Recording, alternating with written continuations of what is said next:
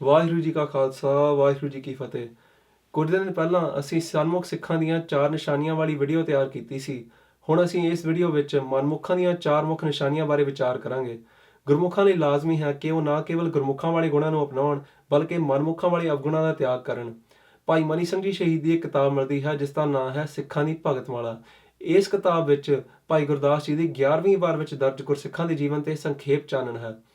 In this video, we will discuss the salient features of Manmukhs so that Gursikhs may identify these bad qualities and weed them out of themselves. ਇੱਕ ਵਾਰ ਭਗਤਾ ਉਹਰੀ ਅਤੇ ਜਾਪੂ ਵੰਸੀ ਖੱਤਰੀ ਸ੍ਰੀ ਗੁਰੂ ਨਾਨਕ ਦੇਵ ਜੀ ਦੇ ਪਾਸ ਹਾਜ਼ਰ ਹੋਏ ਅਤੇ ਉਹਨਾਂ ਨੇ ਅਤ ਨਿਮਰਤਾ ਸਹਿਤ ਗੁਰੂ ਜੀ ਅੱਗੇ ਬੇਨਤੀ ਕੀਤੀ ਕਿ ਹੇ ਗੁਰਦੇਵ ਜੀ, ਅਸੀਂ ਸਿੱਧੇ ਸਾਦੇ ਬੰਦੇ ਹਾਂ ਅਤੇ ਅਸੀਂ ਕੁਝ ਨਹੀਂ ਜਾਣਦੇ, ਨਾ ਹੀ ਕੋਈ ਵਿਦਿਆ ਪੜ੍ਹੀ ਹੈ। ਸਾਡਾ ਉਧਾਰ ਕਿਵੇਂ ਹੋ ਸਕਦਾ ਹੈ? ਇਸ ਪਰ ਗੁਰਦੇਵ ਜੀ ਦਾ ਬਚਨ ਹੋਇਆ, ਤੁਸੀਂ ਗੁਰਮਤਿ ਧਾਰਨ ਕਰਕੇ ਮਨਮੁਖਾਂ ਦੇ ਕਰਮਾਂ ਦਾ ਤਿਆਗ ਕਰੋ ਅਤੇ ਸਿੱਖਾਂ ਦੀ ਟਹਿਲ ਕਰੋ, ਉਹਨਾਂ ਦੀ ਸੇਵਾ ਕਰੋ, ਤੁਹਾਡਾ ਉਧਾਰ ਜ਼ਰੂਰ ਹੋਵੇਗਾ। ਇਸ ਪਰ ਸਿੱਖਾਂ ਨੇ ਬੇਨਤੀ ਕੀਤੀ ਕਿ ਮਨਮੁਖਾਂ ਦੇ ਕਰਮ ਕਿਹੜੇ ਹਨ? ਤਾਂ ਗੁਰੂ ਮਹਾਰਾਜ ਜੀ ਨੇ ਹੁਕਮ ਕੀਤਾ ਕਿ ਮਨਮੁਖਾਂ ਦੇ 4 ਪ੍ਰਮੁੱਖ ਗੁਣ ਹਨ ਜਿਨ੍ਹਾਂ ਦਾ ਗੁਰਸਿੱਖਾਂ ਨੂੰ ਜ਼ਰੂਰ ਤਿਆਗ ਕਰਨਾ ਚਾਹੀਦਾ ਹੈ। Guru Sahib Ji basically said to these Gursikhs that if they adopt the ways of Gurmukhs, give up the bad qualities of Manmukhs, and meditate and concentrate on Gurmat Naam, then for sure they will attain salvation. The 4 qualities of Manmukhs are as follows: Irkha or jealousy, Akrana, mocking or degrading others, Ninda, slandering, Hatbrit, stubbornness. Irkha ਮਨਮੁਖ ਦੀ ਇੱਛਾ ਹੁੰਦੀ ਹੈ ਕਿ ਸਾਰਾ ਕੁਝ ਕੇਵਲ ਉਹਦੇ ਕੋਲ ਹੀ ਹੋਵੇ, ਸਾਰੇ ਪਦਾਰਥ ਬਸ ਉਹਦੇ ਕੋਲ ਹੀ ਹੋਣ ਅਤੇ ਸਾਰੇ ਗੁਣ ਦਾ ਮਾਲਕ ਉਹ ਆਪ ਹੀ ਹੋਵੇ। ਜੇਕਰ ਕਿਸੇ ਹੋਰ ਪਾਸ ਗੁਣ ਜਾਂ ਪਦਾਰਥ ਹੋਣ ਤਾਂ ਮਨਮੁਖ ਨੂੰ ਬਹੁਤ ਤਕਲੀਫ ਹੁੰਦੀ ਹੈ, ਉਸ ਦਾ ਹਿਰਦਾ ਦੁਖਦਾ ਆ ਅਤੇ ਉਹ ਸੜਦਾ ਰਹਿੰਦਾ ਕਿ ਕਿਸੇ ਹੋਰ ਪਾਸ ਕੋਈ ਪਦਾਰਥ ਕਿਉਂ ਹੈ। ਇਸੇ ਨੂੰ ਈਰਖਾ ਕਹਿੰਦੇ ਨੇ। ਈਰਖਾ ਬਹੁਤ ਹੀ ਵੱਡਾ ਰੋਗ ਹੈ ਅਤੇ ਆਤਮਿਕ ਤਰੱਕੀ ਵਿੱਚ ਬਹੁਤ ਵੱਡੀ ਰੁਕਾਵਟ ਹੈ। ਸਿੱਖ ਨੂੰ ਇਹ ਸੋਚਣਾ ਚਾਹੀਦਾ ਕਿ ਹਰ ਕੋਈ ਆਪਣੇ ਕੀਤੇ ਕਰਮਾਂ ਦਾ ਫਲ ਪ੍ਰਾਪਤ ਕਰਦਾ ਹੈ। ਜੇਕਰ ਕਿਸੇ ਕੋਲ ਕੁਝ ਵੱਧ ਹੈ ਤਾਂ ਉਸ ਦੇ ਆਪਣੇ ਸ਼ੁਭ ਕਰਮਾਂ ਕਰਕੇ ਹੈ। ਈਰਖਾ ਨਾਲ ਉਸ ਦਾ ਪਦਾਰਥ ਤਾਂ ਘਟਣ ਨਹੀਂ ਲੱਗਾ, ਪਰ ਮਨਮੁਖ ਆਪਣਾ ਹਿਰਦਾ ਸਾੜਦਾ ਰਹਿੰਦਾ ਹੈ ਅਤੇ ਇਸੇ ਕਰਕੇ ਉਹਨੂੰ ਕਈ ਤਰ੍ਹਾਂ ਦੇ ਮਾਨਸਿਕ ਰੋਗ ਲੱਗਦੇ ਹਨ ਜਿਹੜੇ ਕਿ ਬਾਅਦ ਵਿੱਚ ਜਾ ਕੇ ਸਰੀਰਕ ਰੋਗਾਂ ਵਿੱਚ ਤਬਦੀਲ ਹੋ ਜਾਂਦੇ ਹਨ। Basically, a Manmukh wants everything for himself, and if he finds someone with more qualities or wealth than him, he becomes jealous. A Gursikh, on the other hand, rejoices when he sees people with more qualities or wealth. Akrana, ਇਹ ਅਵਗੁਣ ਹਉਮੈ ਦਾ ਹੀ ਇੱਕ ਰੂਪ ਹੈ। ਜਦੋਂ ਮਨਮੁਖ ਆਪਣੇ ਨਾਲੋਂ ਘੱਟ ਗੁਣਾਂ ਵਾਲੇ ਜਾਂ ਪਦਾਰਥਾਂ ਵਾਲੇ ਜਾਂ ਬਲ ਵਾਲੇ ਮਨੁੱਖ ਨੂੰ ਦੇਖਦਾ ਹੈ ਤਾਂ ਉਸ ਨੂੰ ਹਕਾਰਤ ਵਾਲੀ ਨਜ਼ਰ ਨਾਲ ਦੇਖਦਾ, ਭਾਵ ਉਸ ਨਾਲ ਨਫ਼ਰਤ ਕਰਦਾ ਹੈ। ਇਸ ਦੇ ਨਾਲ ਹੀ ਉਹ ਆਪਣੇ ਗੁਣਾਂ ਤੇ ਮਾਣ ਕਰਦਾ ਹੈ ਕਿ ਮੇਰੇ ਵਰਗਾ ਵੱਡਾ ਤਾਂ ਕੋਈ ਨਹੀਂ। ਆਪਣੇ ਤੋਂ ਨੀਵੇਂ ਨੂੰ ਮਾੜਾ ਸਮਝਣਾ ਅਤੇ ਆਪਣੇ ਆਪ ਨੂੰ ਉੱਚਾ ਸਮਝਣਾ, ਇਹ ਮਨਮੁਖਾਂ ਦਾ ਅਕਰਣਾ ਅਵਗੁਣ ਹੈ ਜਿਸ ਦਾ ਗੁਰਸਿੱਖਾਂ ਨੂੰ ਬਿਲਕੁਲ ਤਿਆਗ ਕਰਨਾ ਚਾਹੀਦਾ ਹੈ। ਆਪਣੇ ਤੋਂ ਨੀਵੇਂ ਨੂੰ ਹੀ ਗੱਲ ਲਾਉਣਾ ਚਾਹੀਦਾ, ਨਾ ਕਿ ਉਸ ਨਾਲ ਨਫ਼ਰਤ ਕਰਨੀ ਚਾਹੀਦੀ ਹੈ। When a Manmukh sees someone lacking in some quality or skill or possession, he mocks such person. He makes fun of him, and in this way he shows his superiority over others.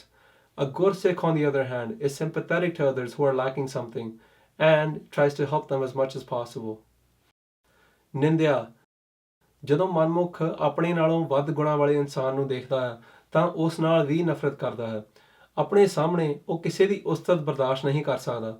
ਉਹ ਇਹ ਨਹੀਂ ਕਰਦਾ ਕਿ ਆਪਣੇ ਅੰਦਰ ਵੱਧ ਗੁਣਾਂ ਨੂੰ ਧਾਰਨ ਕਰੇ, ਪਰ ਦੂਸਰੇ ਦੇ ਗੁਣਾਂ ਨੂੰ ਅਵਗੁਣ ਬਣਾ ਕੇ ਲੋਕਾਂ ਸਾਹਮਣੇ ਪੇਸ਼ ਕਰਦਾ ਹੈ। ਕਿਸੇ ਦੇ ਗੁਣ ਨੂੰ ਅਵਗੁਣ ਬਣਾ ਕੇ ਪ੍ਰਚਾਰ ਕਰਨਾ, ਇਸ ਨੂੰ ਹੀ ਨਿੰਦਿਆ ਕਹਿੰਦੇ ਨੇ। ਸੱਚੀ ਗੱਲ ਕਰਨ ਦਾ ਨਾਂ ਨਿੰਦਿਆ ਨਹੀਂ, ਬਲਕਿ ਕਿਸੇ ਦੇ ਸੱਚੇ ਗੁਣ ਨੂੰ ਅਵਗੁਣ ਬਣਾ ਕੇ ਪੇਸ਼ ਕਰਨਾ ਨਿੰਦਿਆ ਹੈ। ਨਿੰਦਿਆ ਨੂੰ ਗੁਰਬਾਣੀ ਵਿੱਚ ਬਹੁਤ ਵੱਡਾ ਪਾਪ ਦੱਸਿਆ ਗਿਆ ਹੈ। ਨਿੰਦਿਆ ਕਰਨ ਵਾਲਾ ਨਿੰਦਕ ਜਿਹਦੀ ਨਿੰਦਿਆ ਕਰਦਾ ਹੈ ਉਸ ਦੇ ਪਾਪ ਧੋਂਦਾ ਹੈ ਅਤੇ ਉਹਦੇ ਪਾਪ ਉਹ ਆਪਣੇ ਸਿਰ ਲਾ ਲੈਂਦਾ। ਸੋ ਨਿੰਦਾ ਕਰਨ ਤੋਂ ਸਦਾ ਹੀ ਗੁਰਸਿੱਖਾਂ ਨੂੰ ਬਚਣਾ ਚਾਹੀਦਾ। ਦੂਜੇ ਪਾਸੇ ਮਨਮੁਖ ਆਪਣੇ ਤੋਂ ਵੱਧ ਗੁਣਾਂ ਵਾਲੇ ਨਾਲ ਈਰਖਾ ਖਾਣ ਕਰਕੇ ਉਹਦੀ ਨਿੰਦਿਆ ਕਰਦਾ ਹੈ ਅਤੇ ਜਿੱਥੇ ਉਸ ਦਾ ਵਸ ਚੱਲੇ ਉੱਥੇ ਉਹਦਾ ਨੁਕਸਾਨ ਕਰਨ ਦੀ ਕੋਸ਼ਿਸ਼ ਵੀ ਕਰਦਾ ਹੈ।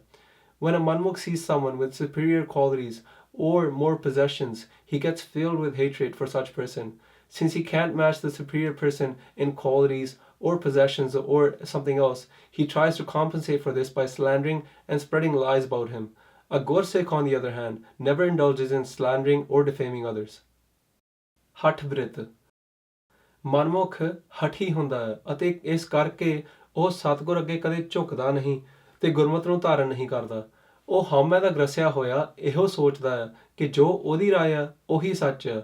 ਇਸ ਕਰਕੇ ਜਦੋਂ ਕਿਸੇ ਨੂੰ ਸਲਾਹ ਦਿੰਦਾ ਹੈ ਜਾਂ ਉਪਦੇਸ਼ ਕਰਦਾ ਹੈ ਤਾਂ ਬਹੁਤ ਹੀ ਹੱਠ ਕਰਦਾ ਹੈ ਕਿ ਅਗਲਾ ਬੰਦਾ ਉਹਦੀ ਗੱਲ ਮੰਨ ਜਾਵੇ। ਜੇਕਰ ਅਗਲਾ ਉਹਦੀ ਗੱਲ ਨਾ ਮੰਨੇ ਤਾਂ ਉਹ ਝਗੜਾ ਕਰਦਾ ਹੈ ਤੇ ਕ੍ਰੋਧ ਦਾ ਸ਼ਿਕਾਰ ਵੀ ਹੁੰਦਾ ਹੈ। ਗੁਰਸਿੱਖ ਜਦੋਂ ਉਪਦੇਸ਼ ਕਰਦਾ ਹੈ ਤਾਂ ਗਾਹਕ ਦੇਖ ਕੇ ਹੀ ਉਪਦੇਸ਼ ਕਰਦਾ ਹੈ, ਤੇ ਜੇਕਰ ਉਹਦੀ ਗੱਲ ਨਾ ਮੰਨੀ ਜਾਵੇ ਤਾਂ ਉਹ ਅਗਲੇ ਨੂੰ ਮਨਾਉਣ ਲਈ ਹੱਠ ਨਹੀਂ ਕਰਦਾ। ਉਹ ਜਾਣਦਾ ਹੈ ਕਿ ਇਨਸਾਨ ਆਪਣੀ ਅਵਸਥਾ ਮੁਤਾਬਕ ਹੀ ਗੁਰਮਤਿ ਧਾਰਨ ਕਰ ਸਕਦਾ ਹੈ, ਸੋ ਉਹ ਇਸਰਾਰ ਨਹੀਂ ਕਰਦਾ ਕਿ ਉਹਦੀ ਗੱਲ ਮੰਨੀ ਜਾਵੇ। ਗੁਰਮੁਖਾਂ ਨੂੰ ਮਨਮੁਖਾਂ ਵਾਲੀ ਬੇਕਾਰ ਅਤੇ ਹੰਕਾਰ ਤੋਂ ਉਪਜੀ ਹਠਵਿਰਤੀ ਦਾ ਤਿਆਗ ਕਰਨਾ ਚਾਹੀਦਾ ਹੈ। A manmukh wants everyone to toe his line. He wants to impose his will on others, and if someone doesn't agree with him, he gets upset and starts fighting. He tries to convert everyone to his opinion. A Gursikh preaches the message of Guru to receptive candidates only, and if someone doesn't want to agree, then he doesn't keep on insisting. ਇਹ ਮਨਮੁਖਾਂ ਦੇ ਅਵਗੁਣ ਹਨ: ਈਰਖਾ, ਅਕਰਣਾ, ਨਿੰਦਿਆ ਅਤੇ ਹਠਵਿਰਤੀ। ਗੁਰਸਿੱਖ ਜੋ ਪ੍ਰਭੂ ਪ੍ਰਾਪਤੀ ਦੇ ਰਸਤੇ ਤੇ ਸੰਜੀਦਾ ਹੋ ਕੇ ਤੁਰ ਰਹੇ ਨੇ ਜਾਂ ਤੁਰਨਾ ਚਾਹੁੰਦੇ ਨੇ, ਉਹਨਾਂ ਨੂੰ ਇਹਨਾਂ ਮਨਮੁਖਾਂ ਦੇ ਗੁਣਾਂ ਦਾ ਜ਼ਰੂਰ ਹੀ ਤਿਆਗ ਕਰਨਾ ਚਾਹੀਦਾ ਹੈ ਤਾਂ ਕਿ ਉਹਨਾਂ ਉੱਤੇ ਮਨਮੁਖਤਾਈ ਦਾ ਫਤਵਾ ਨਾ ਲੱਗੇ।